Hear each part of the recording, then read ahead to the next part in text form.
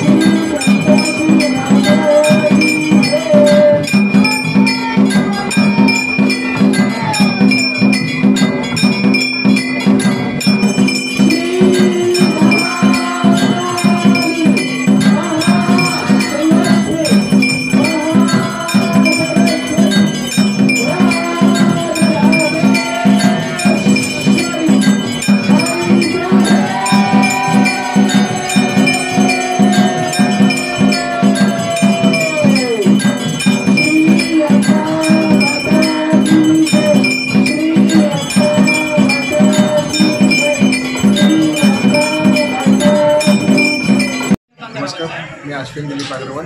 नेहमीप्रमाणे यावर्षी आम्ही संतोषी मातेचे जन्मोत्सव साजरे केले आहे.